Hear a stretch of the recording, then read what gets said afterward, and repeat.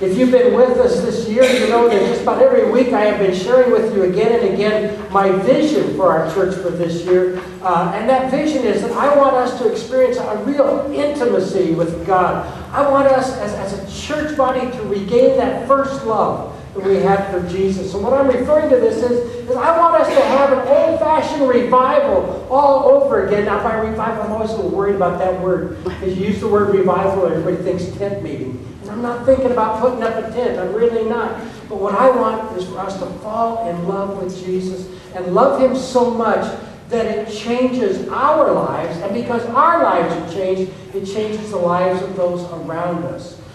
If you were with us for the last 2 weeks, you kind of got the chance to see that in action. 2 weeks ago, we had Mark Shetler with us. And Mark talked about changing lives, about chasing Jesus, about loving Jesus, about living for Jesus in a way that changes lives, our lives and the lives of others. Then last week, you got to meet Justin Uziak. And in Justin, we saw a young man whose life had been changed by the power and the love of God. And that's what I want to have happen here at Centenary. Now, I've been studying revivals and looking at some of the great revivals that have happened throughout our planet and just trying to figure out more about them. And one of the things I've discovered about revivals is every great revival started with prayer. As people came together for prayer, I began to pray to God, asking Him to pour out His Spirit to awaken the church. That's what began the revival. Now, the problem is we're Methodists. Maybe you heard what Garrison Keillor said about Methodists. Garrison Keillor is a comedian. He's a radio personality. He's an author. And he says, Methodists believe in the power and the value of prayer. Oh, I wish he'd have stopped right there, because we just go, amen. But Keillor goes on to say, and Methodists would keel over if asked to pray out loud. I mean, kind of, that's a little too close to home, isn't it? I mean, I hate to admit that it's true. And you know, guys, when I think about prayer, and I think about us praying, I agree with you. We do believe in the value of prayer. We do believe in the benefit of prayer, the power of prayer. We're not comfortable praying. And I began to ask myself, why? And I think there's a lot of reasons why we're not comfortable. I think one of them is we are very easily distracted today. You know, I mean, we start to pray, right? And here we are praying, and God bless this person, and God bless this person, and God, I'm going to be doing this event, and don't let me forget that, and I'll just be a part of that event. Oh, and God, don't let me forget that I got to get the oil in my car changed on Thursday. And I really need to get that washed too. That thing is dirty, and I need to vacuum the carpets, and gosh, speaking about vacuuming, and then we're just gone. And we get distracted so easily. I think that might be part of the reason we're not comfortable praying. I think the other reason might be serious, to stay on task. Prayer is going to be some work. And sometimes we would rather not do the work. Well, that said, here's what I want to do for the next couple of weeks. I want to help us begin to feel more comfortable praying. To do that, I want to look at some biblical characters and their prayers and see what we can learn from them. And today we're going to start with Jonah. Now, to start with Jonah, I want to give you some background on the book of Jonah. Jonah was a prophet. Israel had three offices: prophets, priests, and kings. Prophets were the most important of those three. Kings handled all the civil matters. Do we need a new road here? Does it need to be repaired? That was the king's job. Priests took the prayers of the people and represented the people before God. So you would go to the priest, you would offer your prayers, he would go to God and say, hey, here's what so-and-so is praying about. Prophets. These people represented God to the congregation. These are the folks that God spoke to. God said, give my word to these people. And that was the prophet's job. Jonah was a prophet. His job was to tell the people what God said. Jonah was a prophet of the northern kingdom of Israel. And if that expression, northern kingdom, you kind of shake your head and go, what? You remember King David. Everybody loves him. To this very day, David is the most loved of all the kings. He was followed by his son Solomon. Solomon was followed by his son Rehoboam. The people approached Rehoboam and said, hey, your dad taxed us heavily how about if you ease off? And Rehoboam was a young man who had been raised in the lap of luxury, so he just looked at him and said, nah, you ain't seen nothing yet till you see my taxes. I'm gonna really tax you.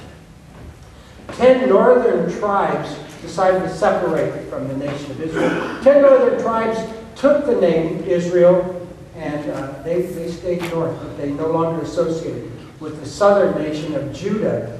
That's what the southern 2 tribes took for their name, Judah.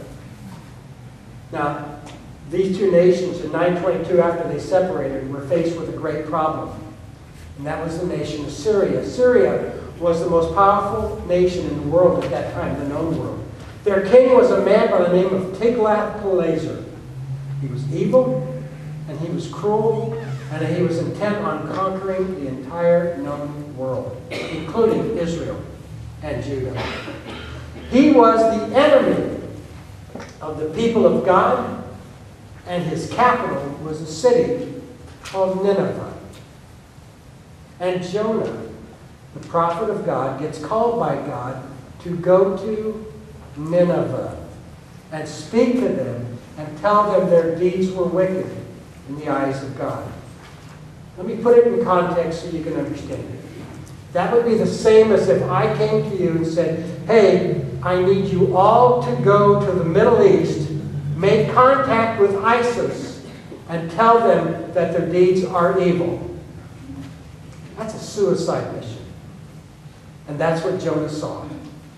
And Jonah, the prophet of God, rather than going to the north and the east to go to Nineveh, he went to Joppa, to a port city. He got on a boat headed for Tarshish. He went as far away from Nineveh and God as he thought he could go. If you're familiar with the story, you know that a storm arose. Jonah was certain that the storm was his doing. He was a prophet. He was being willfully disobedient to God. He told the sailors to throw him overboard. That would calm the storm. And the sailors, I love these sailors. These are pagan sailors. They jettisoned the cargo, not Jonah. They were more concerned with his life than he, the prophet of God, was concerned with the lives of the people of Nineveh and Assyria. Finally, when the storm would not let up, the sailors took his advice. They jettisoned him. The Bible says he was swallowed by a great fish. He was inside the belly of that great fish for 3 days and 3 nights. That's where most people discount the story. They look at that and say, that sounds far-fetched. They're pretty much done with the story. Can I tell you that we have actually got historical evidence of people who have been on whaling ships. They have fallen overboard. Everybody thought they were lost at sea. The whaling ship would capture a whale, bring it on board, and begin to dissect it as they will do. Excuse me. And as they were doing that, they saw movement in the stomach of the fish. They opened it up, and there was the sailor. We actually have that happening more than once. People have actually been swallowed by whales and survived. Now, I share that with you because, well, one, I would never suggest to you the belly of a great fish as being the ideal vacation destination, right? But this story can be true because there is historical evidence that says it can't be true. Knowing that, let's go on. Let's see what Jonah does inside the belly of this great fish. Take out your inserts if you haven't yet done so. I've got 3 observations. The first one, I want you to see what Jonah did. Look at verse 1. And if you underline in your notes in your Bibles, underline verse 1. Verse 1 tells us that inside that great fish, Jonah prayed. Now, here's why I want you to see that verse. I want you to notice where Jonah is. Inside the belly of a great fish. I want you to notice why he's there. Because he, the prophet of God, was being willfully disobedient to God and was running away from the task God gave him. Why am I making a big deal about that? Because what we learned from Jonah is regardless of your circumstances, regardless of where you are or why you are there, Jonah teaches us we can always turn to God in prayer. Again, you can always pray. It doesn't matter what's going on or why. You can pray. You know, we North Americans, 21st century folks, we are the strangest people. We are the only people I know that have that tendency to think we have to be good enough to come to God. We think we have to clean up our act so when we go to God, we look presentable. If we could look presentable, what would we need God for?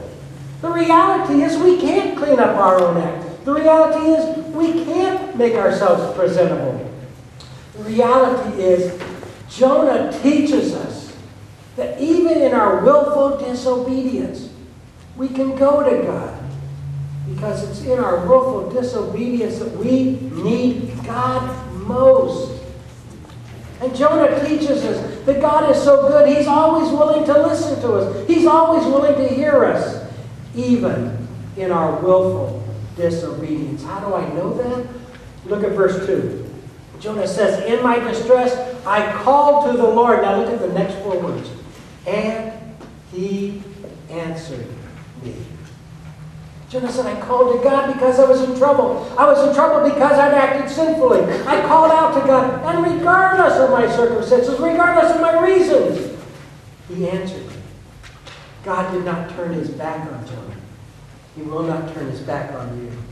That's a promise of Scripture. If you cry out to God, He'll hear you. And to make sure we understand that promise, listen as Jonah continues.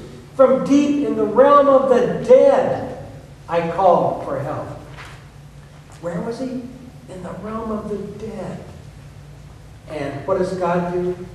You listen to my cry. Church, I don't care what you've done or where you are in your life at this point. You may have sunk to the deepest depths and be at the lowest spot in your life. Here's what I want you to know. This is what Jonah teaches us. Even there, you can pray. And God promises He will hear your prayers. Let's go on. Look at observation number 2. Because from that realization that he can pray, Jonah finds hope. Look at verses 4 to 7. I'm going to want you to circle 2 words starting in verse 4. I said, I have been banished from your sight, yet. Would you circle the word yet? I have been banished from your sight, yet I will look again toward your holy mountain. Your holy temple. So what does the word yet mean? What does the word yet mean? It means as terrible as things were. And Jonah's going to tell us how terrible they really were. But as terrible as things were, still our God is a God of hope. Our God is a God who can enter even the worst circumstance and bring hope. Want to see it? Look at verse 5. Jonah says, the engulfing waters threatened me. Meaning he was pretty sure they were going to take his life. The deep surrounded me. Seaweed was wrapped around my head. You get the picture he's drawing for us. He's being tied up. He is in a state where he is helpless. He cannot save himself as he gets tangled up in this seaweed. He continued, to the roots of the mountains I sank down. Now you and I know mountains don't have roots. But if they did, how far down would a mountain's roots go? That's how far down Jonah says he sank. And when he got there, the earth beneath barred me in. This is a man who feels helpless. But, notice this, he does not feel hopeless. Look at this. He goes on. After all of that, he says, but. That's the other word I want you to circle. But you, Lord, my God, brought my life up from the pit. He felt helpless, but not hopeless, because he serves a God that can save. That's what we learned last week. Remember when Justin was here? Justin told us how far he had sunk, the depths he had sunk to. I remember the story he told. He was in Oakland. He was homeless. He was over by the Coliseum. And he would go by the escalator because it had the little security lights so you wouldn't trip and break your neck. And he would sleep by those lights at night. because he was hoping maybe they would give off just a little bit of warmth. And he was cold and he was alone. He found himself in the depths, and he was helpless to save himself. Helpless, but not hopeless. Because in Jesus there's always hope. Justin went on to tell the story of how God came first to his mother. And through his mother, she got information about Mission House. And Mission House, they were able to reach out. And God was able to use this organization to reach out to Justin in his hour of need, to pull him up out of the pit. And God can do the same for us and for those around us, for the city and the state and this nation. God can pull us up and save us. You look around at what's going on in our nation and our world, and it looks helpless. And I would pretty much assure you it is. But it's not hopeless. It's not hopeless. We serve a God who's able to help. That's what Mark Shetler told us 2 weeks ago, and that's what Justin told us last week, and that's what Jonah tells us this week. That no matter how great the problem or the sin or the pit, our God is greater still. Our God is greater still. Knowing that, Jonah gives us his challenge. These are his words of wisdom. This is observation number 3. And it's Jonah's challenge to us. The 2011 version of the NIV reads, those who claim, this is verse 8, those who claim to worthless idols turn away from God's love for them. I love that. But hear the older version, the 1984 version, which says those who cling to worthless idols forfeit the grace that could be theirs. I love both of those. I think both of them are speaking the truth.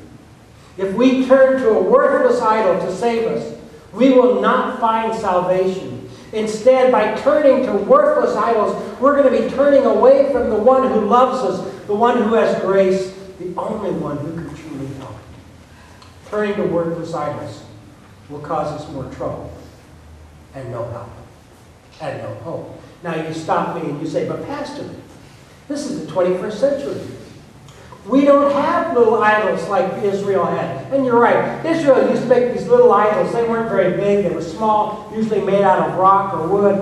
And they would keep them in their homes. And when they traveled, they would take them with them because they wanted their God to be close to them. And if you turn to those little hunks of wood or stone, you're going to find they're worthless. They can't do anything. They can't even move. You've got to move them to get them to go from place to place.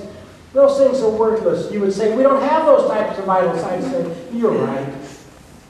The idols we have today are worse. You know what idol we have today? It's not a hunk of stone or a hunk of wood. Not even a hunk of metal. The idols we have today, church, are us. See, we don't turn to God and say, God, what would you have me do? We turn to us and say, what do I want to do? We got coming up to April 15th. Some of you will get refunds. Most of you getting refunds are not going to stop and say, what would God have me do with this? You know what most of us say? Yay, refund! What do I want to do?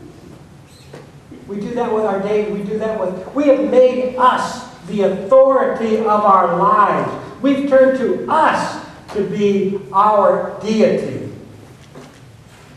We forfeited the love and the grace that could be ours if we would live lives that not, instead of turning to ourselves, turn to God and say, God, what would you have? God, well, what would you want me to do? God, this is your day. How would you ask me to use this day to serve you today? The Bible is very clear on this, gang. You can't have two masters, two deities. If you're going to choose to be the God of your life, there'll be no room for Jesus. And if there's no room for Jesus, there's no room for his love, his grace, or his salvation. Take it from Jonah, who had been at the very pit of despair. You make a lousy deity. Jesus makes a great one. Turn to Jesus. That's Jonah's challenge. Let me give you my challenge for this week. In your notes there, you're going to see 7 Bible verses. That's one for every day of the week. Imagine that. I'm going to want you to take those notes home this week. Read one verse per day. Pray that verse. Live that verse. That said, I want to close by taking you back to Jonah. And I want to sum up what we learned from his prayer. Jonah teaches us that God is always ready and willing to listen to us when we pray. Jonah teaches us we need to pray, and we can pray. We're invited to be the people of prayer. Now, if you need some help with that, let me help you. Wednesday nights, during our Wednesday night Bible study after dinner at 5:30, some of us are meeting over in the chapel here at 6:30. We begin with a little bit of instruction, and then the bulk of that evening is spent in prayer. And I'd like to invite you to come and be a part of that. If we fill up the chapel and have to move out here, that'd be okay. But I want to invite you to come and be a part of that, to find that as an opportunity to pray, to be the people God is calling us to be, and to pray. And if you're already a person of prayer, just let me give you some specifics to pray for this week, if you would. Would you pray for me? Would you pray for me? I believe that the revival that we want begins with leadership. That as we, as leaders in the church, begin to love Jesus more, and the revival will come. Would you pray for me that I will love Jesus more? Pray for our staff and our leadership that we will all love Jesus more. Pray for our church that the revival that our nation needs might begin here, sparking a new love and a new awakening, a willingness to be obedient and love Jesus more. And to that end, would you bow with me now?